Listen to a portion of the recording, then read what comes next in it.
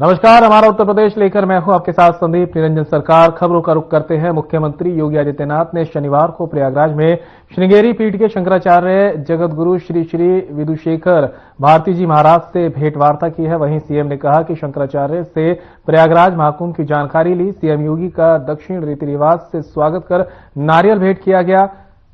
मुख्यमंत्री ने भी शंकराचार्य को शॉल ओढ़ाई और फल भेंट किए।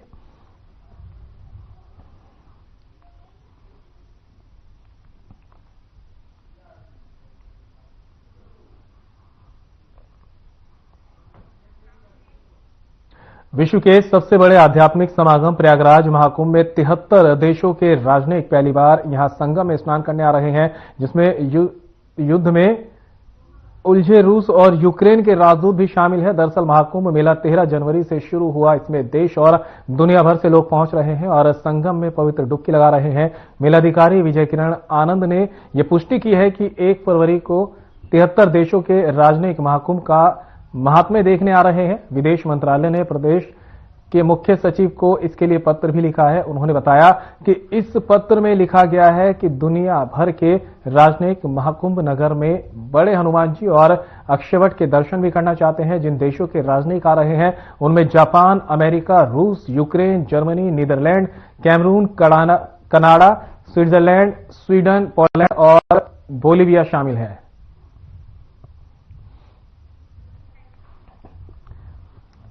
तो प्रयागराज से खबर पहुंचा रहे हैं, जहां पर महाकुंभ को लेकर जोरों शोरों से लोगों में उत्साह देखने को मिल रहा है और अब 73 देशों के राजनयिक संगम दर्शन करने आएंगे। राजनयिकों ने संगम में आस्था की डुबकी ली है। 73 देशों के राजनयिक संगम में आए हैं और आपको बता दें कि जिस तरह से जो है प्रयागराज में भव्य तरीके से महाकुंभ का आयोजन किया गया है, वो न सिर्फ देश बल्कि दुनिया में भी चर्चा का विषय बना हुआ है। विदेशों से भी मेहमान पहुंच रहे हैं, आस्था की डुबकी लगा रहे हैं और यहां जो व्यवस्थाएं सरकार की तरफ से की गई है उसकी भी जमकर सराहना की जा रही है।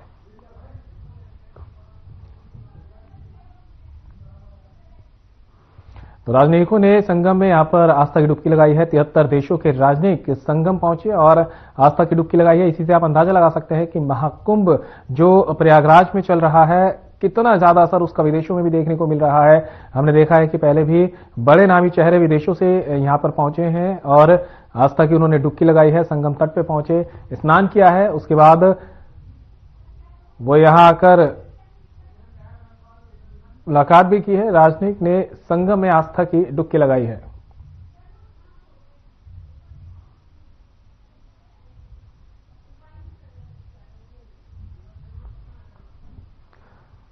तो प्रयागराज में जिस तरह से भव्य तरीके से महाकुंभ का आयोजन हो रहा है, उसकी छटा देखने को ही बनती है। देश ही नहीं विदेशों में भी महाकुंभ चर्चा का विषय बना हुआ है और इस बार जिस तरह से भव्य तैयारियां यहां पर की गई है वो भी अपने आप में एक चर्चा का विषय बना हुआ है।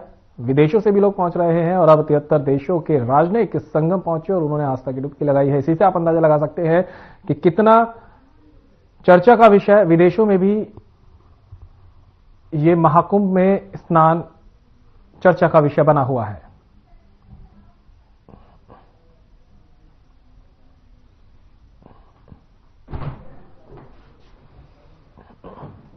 प्रयागराज के संगम तट पर 73 देशों के राजनयिक पहुंचे हैं और यहां पर आस्था की उन्होंने डुबकी लगाई है।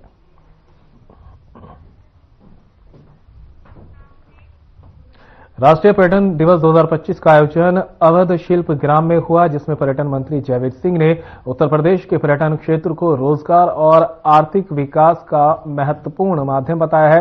पर्यटन मंत्री जयवीर सिंह ने कहा कि उत्तर प्रदेश अपनी ऐतिहासिक, सांस्कृतिक और धार्मिक धरोहर के लिए पूरे देश और दुनिया में विख्यात है। पर्यटन क्षेत्र को उन्होंने रोजगार सृजन और आर्थिक विकास का एक महत्वपूर्ण माध्यम बताया है। प्रदेश सरकार का जोर विकास और विरासत को सहेजने पर है।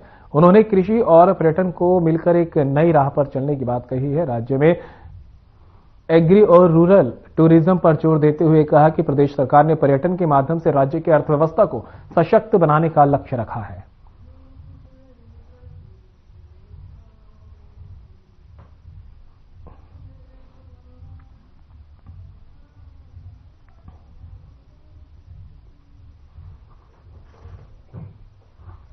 तो लखनऊ से खबर बता रहे हैं, पर्यटन मंत्री जयवीर सिंह का बयान सामने आया। राष्ट्रीय पर्यटन दिवस 2025 में आयोजित कार्यक्रम का आयोजन किया गया था, जिसमें मंत्री ने शिरकत की है और उन्होंने अवशिल्प ग्राम का यहां पर आयोजन हुआ है, जिसमें उन्होंने शिरकत की और बयान दिया है। गणतंत्र दिवस से पहले राष्ट्रपति वीरता पुरस्कार की घोषणा की गई है। राज्यवार लिस्ट में सबसे ज्यादा 17 मेडल यूपी पुलिस के जवानों को मिले हैं। इनमें एनकाउंटर स्पेशलिस्ट निपुण अग्रवाल भी शामिल है। वहीं वर्तमान में वे लखनऊ पुलिस कमिश्नरेट में तैनात हैं। यूपी पुलिस के 17 जवानों को राष्ट्रपति वीरता पुरस्कार की घोषणा की गई है। गणतंत्र दिवस से पहले गृह मंत्रालय की ओर से प्रेसिडेंट गैलेंट्री मेडल का ऐलान किया गया है और पूरे देश में यूपी पुलिस को सबसे ज्यादा 17 वीरता पदक मिले हैं। वहीं दूसरे नंबर पर जम्मू कश्मीर पुलिस है, जिसे 15 वीरता पदक मिले हैं। इसके अलावा यूपी फायर सर्विसेज के 16 अधिकारियों और कर्मचारियों को प्रेसिडेंट गैलेंट्री मेडल का ऐलान किया गया है। गणतंत्र दिवस से पहले पुरस्कारों की घोषणा की गई है। इनमें देश के 942 जवानों को सम्मानित किया गया है। इनमें 95 जवानों को वीरता पदक, 101 को विशिष्ट सेवा के लिए राष्ट्रपति पदक और 746 जवानों को सराहनीय सेवा के लिए पदक दिया जाएगा। बताते चले कि यूपी पुलिस को सबसे ज्यादा 17 मेडल दिए गए हैं। इनमें आईपीएस अफसर, डीएसपी, सब इंस्पेक्टर और पुलिस के कांस्टेबल भी शामिल हैं।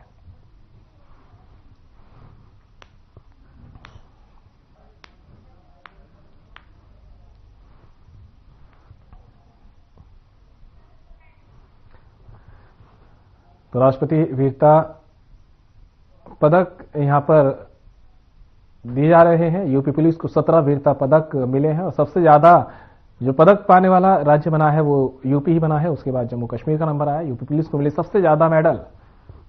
यूपी पुलिस को 17 वीरता पदक मिले हैं।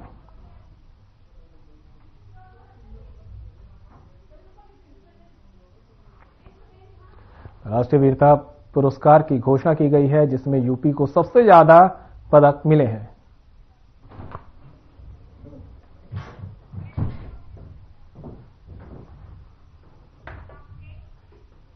केंद्रीय गृह मंत्री अमित शाह ने दिल्ली इलेक्शन 2025 से पहले पार्टी मुख्यालय में बीजेपी का संकल्प पत्र जारी किया है। दिल्ली बीजेपी अध्यक्ष वीरेंद्र सचदेवा और पार्टी के अन्य वरिष्ठ नेता भी इस दौरान मौजूद रहे।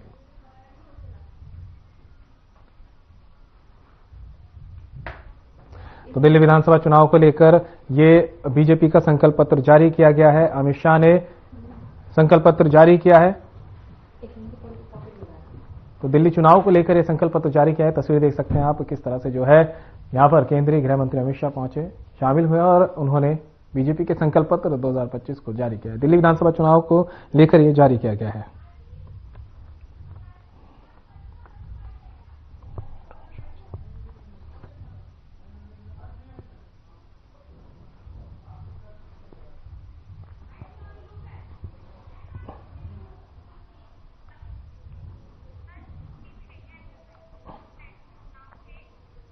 खबर दिल्ली से है, जहां दिल्ली बीजेपी संकल्प पत्र के लॉन्च के अवसर पर गृह मंत्री अमित शाह ने शिरकत की है और क्या कुछ कहा है आपको सुनाते हैं। परंपरा है, हम चुनाव को बहुत गंभीरता के साथ लेते हैं। चुनाव को जनसंपर्क का माध्यम भी मानते हैं और चुनाव के माध्यम से बनने वाली सरकारों के नीति निर्धारण को निश्चित करने के लिए हम जनता के बीच में जाकर चुनाव में भारतीय जनता पार्टी से क्या अपेक्षा है इसकी पृच्छा भी करते हैं।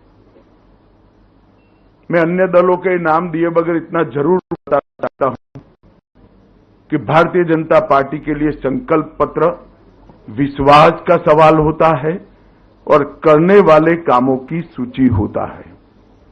ये कोरे वादे नहीं होते हैं और विशेषकर 2014 से नरेंद्र मोदी जी ने इस देश के अंदर पॉलिटिक्स ऑफ परफॉर्मेंस को एस्टैब्लिश किया है। हमने सुझाव मांगे और ये सुझाव संपूर्ण संकल्प पत्र बना है, जिसको हमारे राष्ट्रीय अध्यक्ष संकल्प पत्र तीसरे चरण के साथ या दिल्ली की चुनाव के मुद्दों के बारे में भी जरूर बात करना चाहता हूं। हमने जनता के वादे पूरे न करने वाली सरकारें भी देखी हैं। जनता के वादे पूरे कर कर विश्वास अर्जित कर कर चुन के आने वाली भी सरकारें देखी हैं और असमर्थता घोषित करती हुई भी सरकारें देखी हैं। मगर एक ऐसी सरकार श्री केजरीवाल दिल्ली में चला रहे हैं जो वादे करते हैं, पूरे नहीं करते हैं और फिर से झूठ के एक बहुत बड़े पुलिंदे के साथ, भोले से चेहरे के साथ जनता के सामने उपस्थित होते हैं। मेरे राजनीतिक जीवन में मैंने इस प्रकार से सफाई से झूठ बोलने वाला व्यक्ति मेरे जीवन में नहीं देखा है।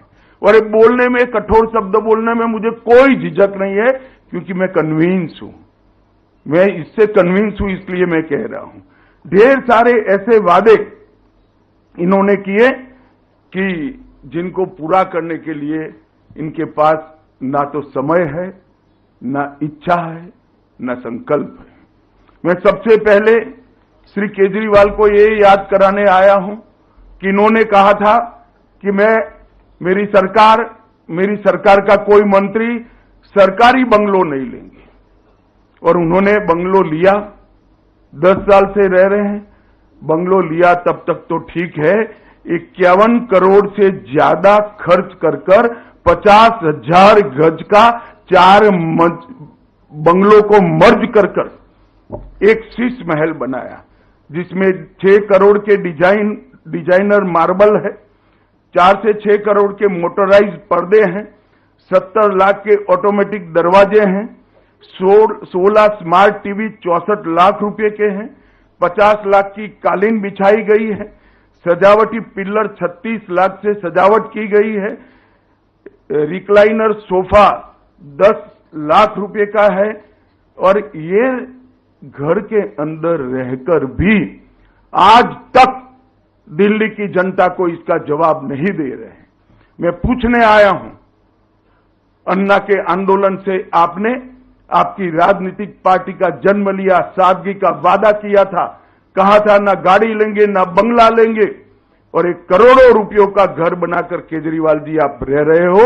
इसका दिल्ली की जनता आपसे जवाब मांग रही है। उन्होंने कहा था कि रिहायशी क्षेत्रों से हम शराब की दुकान बंद कर देंगे। केजरीवाल जी, आप रिहायशी क्षेत्र छोड़िए, आपने स्कूलों को नहीं बख्शा, मंदिरों को नहीं बख्शा, गुरुद्वारों को नहीं बख्शा। इसके करीब में दुकान बनाने का लाइसेंस दे दिया, ठेके दे दिए, और हजारों करोड़ रुपए का घपला, घोटाला, भ्रष्टाचार शराब के अंदर करा है। और इस शराब का घोटाला दिल्ली के शिक्षा मंत्री ने किया है। देश भर में कई घोटाले हुए, मगर मैंने किसी शिक्षा मंत्री को शराब का घोटाला करते हुए नहीं देखा। और जब वो जेल में गए तब मॉरल ग्राउंड पर इस्तीफा देने की जगह गर्व से एज अ मुख्यमंत्री अंदर जेल में भी रहे। मित्रों, उन्होंने कहा था 7 साल में मैं यमुना को एकदम शुद्ध कर दूंगा, लंदन की थेम्स नदी जैसा बना दूंगा। मुझे बरोबर सवाल याद है, उनका बात याद है। और कहा था कि मैं दिल्ली वालों के सामने डुबकी लगाऊंगा। मैं आज केजरीवाल जी को याद कराने आया हूं। केजरीवाल जी, दिल्ली की जनता आपकी वो विश्व प्रसिद्ध डुबकी की राह देख रही है, कब आप लगाओगे।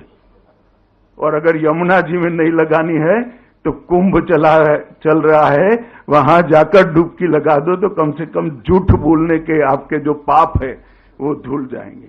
दिल्ली को फ्री क्लिनिक और अस्पतालों का मॉडल देंगे। इसकी जगह मोहल्ला क्लिनिक नाम का एक नया चीज बनाकर उन्होंने दिल्ली वालों को ठगने का काम किया है। मुझे बताइए, दिल्ली वाले मुझे पूछ रहे हैं, मिलते हैं, पूछते हैं, साहब हमें ऑपरेशन कराना है, कहां जाएं? मोहल्ला क्लिनिक में ऑपरेशन हो रहा है क्या? मोहल्ला क्लिनिक के अंदर एक्सरे हो रहे हैं क्या? मोहल्ला क्लिनिक के अंदर एमडी, स्पेशलिस्ट डॉक्टर उपलब्ध है क्या? आपने कहा था कि हम बिस्तरों की संख्या 2 गुना करेंगे। क्या हुआ उस वादे का? और मोहल्ला क्लिनिक के अंदर भी झूठ मूठ के मेडिकल टेस्ट करवाकर घोटाला करने का काम किया। और मोहल्ला क्लिनिक के नाम पर आप अस्पतालों के, मॉडल अस्पतालों के वादे से मुकर गए। दिल्ली के अस्पतालों में बिस्तरों की संख्या 2 गुना करने का वादा भी आपने पालन नहीं किया। 24 घंटा 7 दिन सप्ताह के स्वच्छ मुफ्त नल से जल देने का वादा भी आपने पूरा नहीं किया। दिल्ली को प्रदूषण मुक्त बनाने के लिए आपने 2 काम जरूर किए। जब प्रदूषण बढ़ता है दिन में 3 प्रेस कॉन्फ्रेंस करना और दूसरे राज्यों पर जिम्मेदारी डाल देना। इसके अलावे आपने दिल्ली को प्रदूषण मुक्त कराने के लिए नहीं किया। करप्शन मुक्त करने का वादा किया था। आपके कितने एमएलए, एमपी, आप स्वयं, आपका मंत्रिमंडल करप्शन के ही चार्ज में गए हैं। और एक नई टर्मिनोलॉजी क्रिमिनल जस्टिस सिस्टम में श्री केजरीवाल ने इसको जन्म दिया है। बेल मिलते ही कहते हैं देखिए मैं तो पाक साफ हूं। केजरीवाल जी, आप ना मुगालते में रहिए, ना जनता को मूर्ख बनाइए। ये बेल है, केस अभी चलना है। बेल को क्लीन चिट मनवाकर आप आरोपों से बच नहीं सकते। एमसीडी चुनाव में दिल्ली को कूड़ा मुक्त करने का वादा किया, क्या हुआ? आज पूरी दिल्ली की जनता कूड़े से परेशान है। टैंकर माफिया खत्म करने का वादा किया, लोग आस कर रहे थे, और जल बोर्ड में बहुत बड़ा घोटाला कर टैंकर माफिया खत्म करने के वादे की भी बलि बना दी। आपने दिल्ली में स्पोर्ट्स यूनिवर्सिटी बनाने का वादा किया था। ढेर सारे खिलाड़ी बेचारे स्पोर्ट्स यूनिवर्सिटी ढूंढ। दिल्ली के राजौरी गार्डन में एक सार्वजनिक रैली को संबोधित करते हुए केंद्रीय गृह मंत्री अमित शाह ने कहा कि उनका घरेलू सहायक मेरे पास आया और बताया कि उसे एक फोन आया था जिसमें कहा गया कि बीजेपी के सत्ता में आने पर दिल्ली में चल रही सभी कल्याणकारी योजनाएं बंद कर दी जाएंगी। अरविंद केजरीवाल का फोन था। उन्हें विश्वास था कि ये सब झूठ है। वे एक के बाद एक झूठ फैला रहे हैं। पीएम मोदी ने स्पष्ट रूप से कहा है कि दिल्ली में कोई भी कल्याणकारी योजना बंद नहीं की जाएगी। मेरे घर पर एक कर्मचारी काम कर रहा है, वो दौड़ता हुआ अंदर आया। उसने कहा साहब ये क्या कर रहे हो? मैंने को बोला क्या हुआ? तो उसने कहा मुझ पर अभी एक फोन आया कि भारतीय जनता पार्टी सारी गरीब कल्याण की योजनाएं बंद कर देगी। फिर मैंने उसको ध्यान से सुना। बेचारे के मन में चिंता थी, तो मैंने कहा ये तो केजरीवाल का फोन है। तो उसने कहा कोई बात नहीं, ये तो झूठ ही होगा बाद में। भाइयों बहनों, ये झूठ पर झूठ फूल बोले जा रहे हैं। मोदी जी ने स्वयं कह दिया कि कोई गरीब कल्याण की योजना बंद नहीं होने वाली है। दिल्ली वालों, ये केजरीवाल झूठ फैला रहा है और इन्होंने जो वादे पूरे नहीं किए हैं उसको भी हम पूरा करने का काम करेंगे हमारे संकल्प पत्र के हिसाब से। उन्होंने वादा किया था 5 साल के बाद मैं यमुना में डुबकी लगाऊंगा, यमुना शुद्ध कर दूंगा। मुझे बताओ यमुना जी शुद्ध हुई है क्या? अरे जोर से बोलो, शुद्ध हुई है क्या? यहां छठ पूजा करने जाते हो, व्यवस्था ठीक होती है क्या? भाइयों बहनों, उन्होंने नहीं कराया। उन्होंने तो डुबकी भी नहीं लगाई। आज भाजपा कार्यकर्ताओं ने उनके पुतले को यमुना में डुबकी लगवाने का काम किया, तो ये पुतला भी बीमार पड़ गया। बोलिए भाइयों बहनों, मैं आज कहकर जाता हूं कि हम साबरमती रिवर फ्रंट की तरह यमुना में रिवर फ्रंट 5 साल के अंदर बनाने का काम पूरा कर देंगे। भाइयों बहनों, आज दिल्ली की गरीब जनता को मैं पूछने आया हूं। उन्होंने फर्जी स्टाइल के मोहल्ला क्लिनिक खोले, मगर आपको ऑपरेशन की जरूरत पड़ी तो कहां जाओगे? पड़ सकती है नहीं पड़ सकती है? आपको कोई ज्यादा एमआरआई कराना पड़ा तो कहां जाओगे? अरे केजरीवाल जी, मोदी जी ने देश भर के गरीबों को 5 लाख रुपए तक का इलाज फ्री किया है। आपने उसको रोक कर रखा। ये हमारे सारे गुजराती भाई बहन ताली बजाते हैं, मगर आपको मिल नहीं रहा है भाई, नहीं मिल रहा है। आप इस बार ये आपदा को हटा दो, आपका 10 लाख तक का पूरा ऑपरेशन समेत इलाज फ्री ऑफ कॉस्ट मुफ्त में करने का काम भारतीय। विदेश मंत्रालय के सचिव पूर्व जयदीप मजूमदार ने कहा कि भारत और इंडोनेशिया के बीच सदियों पुराना रिश्ता है। आप सभी ने बाली यात्रा के बारे में सुना होगा, और न केवल भारत से ओडिशा तट से बाली तक बल्कि पूरे देश में सुमात्रा और बोर्निया तक भारतीय नाविक यात्रा करते हैं। व्यापार के साथ साथ हमारे और इंडोनेशिया के बीच संस्कृति भी लेकर आते हैं। हम महाभारत और रामायण की एक विरासत साझा करते हैं जो हमें एक साथ करीब लाती है। India and Indonesia have a relationship that goes back through millennia. You've all heard of the Bali Yatra, and not only from India, from the Orissa coast to Bali, but all over to Sumatra and Borneo, Indian seafarers have been traveling, carrying trade as well as culture between us and Indonesia. We share a common heritage of Mahabharata and the Ramayana, which brings us close together, and this year we had for the first time an international presence at the Bali Yatra Utsav in Cuttack, when we had representatives from 14 countries, mostly from Southeast Asian countries, who participated, and a cultural troupe had also come from Bali to do a Balinese dance. So this age-old relationship that we have, we are now in the process of modernizing and giving it very substantive content in many areas, which I will come to. Tomorrow the President will witness the Republic Day parade as a chief guest, and one remarkable feature of this Republic Day is that the parade is that a marching contingent and a band from Indonesia will be at the lead of our parade. This is not only the first time that we are having a contingent from Indonesia marching in Republic Day, but for Indonesia it is the first time ever that a military band and a military contingent has participated in a parade abroad anywhere.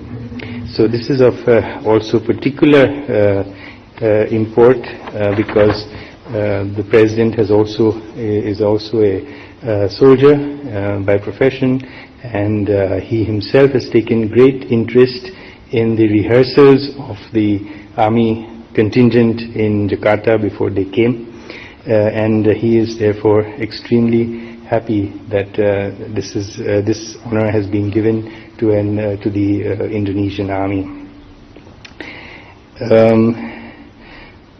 Indonesia, as I have said, is our comprehensive strategic partner and a very important pillar of our Act East policy and our vision for the Indo-Pacific. And the visit is a very timely one, a very important one, and very substantive discussions were held in a wide range of areas that I have mentioned, and it will, we believe, certainly chart the way forward in bilateral relations for the next few years. Prayagraj में आयोजित महाकुंभ लगातार चर्चा का विषय बना हुआ है। देश ही नहीं बल्कि विदेश से भी लोग यहां पर घूमने आ रहे हैं, आस्था की डुबकी लगाने आ रहे हैं, और इसी कड़ी में विश्व के सबसे बड़े आध्यात्मिक समागम प्रयागराज महाकुंभ मेले में ड्रोन शो आयोजित किया गया, जिसमें मनमोहक दृश्य देखने को मिले हैं। ये तस्वीरें ड्रोन शो की देख सकते हैं आप, जो ये महाकुंभ में ड्रोन के जरिए बनाई गई। लोगों को देखकर ये काफी अचंभित लगा और मनमोहक दृश्य काफी देखने को मिला है।